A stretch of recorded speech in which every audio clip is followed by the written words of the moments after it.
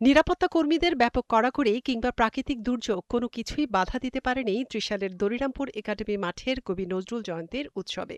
সবকিছু ছাপিয়ে প্রথম দিন থেকেই জনস্রোত মুখর হয় উৎসব।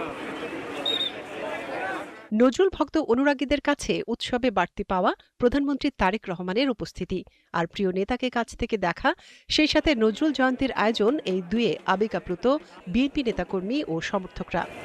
হাজার হাজার নেতাকর্মী সহ এবং যারা সাধারণ জনতা উৎসবমুখর পরিবেশে এই দুর্যোগপূর্ণ আবহাওয়া উপেক্ষা করে আজকে এখানে উপস্থিত হয়েছেন আমাদের প্রিয় নেতা দেশনায়ক তারেক রহমানকে এক নজর দেখার জন্য। ত্রয়োদশ জাতীয় সংসদ নির্বাচনে জনগণের ভোটে প্রধানমন্ত্রী তিনি আমাদের এখানে আসছেন, এটা আমাদের জন্য একটা সৌভাগ্যের বিষয়। এখানে সকল শ্রেণী পেশার মানুষজন উপস্থিত হয়েছে এবং এটা উৎসব মুখর পরিবেশ আমরা দেখতে পাচ্ছি। কবি নজরুলের বাল্যস্মৃতি বিজড়িত ত্রিশালের দরিরামপুর একাডেমি মাঠে নানা আয়োজনে মুগ্ধ ভক্ত ও অনুরাগীরা।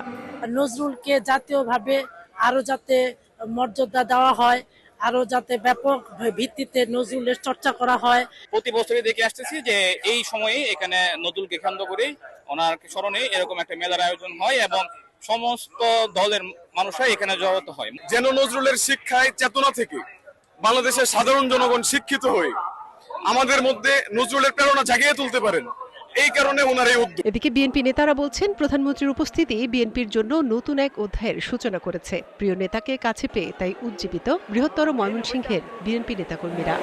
উনি ছিলেন বিদ্রোহী কবি, উনি ছিলেন ধর্ম ভণ্ডামি গোরামির বিরুদ্ধে তিনি ছিলেন সোচ্চার।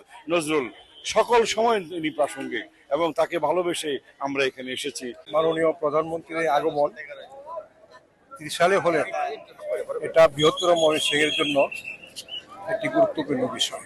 আমাদের মধ্যে একটা আনন্দ উৎসব পরিবেশের সৃষ্টি হয়েছে। শনিবার বিকেলে নজরুল জন্মজয়ন্তীর 3 দিনের উৎসবের উদ্বোধন হয়। একই সঙ্গে উদ্বোধন হয় নজরুল মেলা ও বই মেলার। মনিরা কাজেরি, ৭১।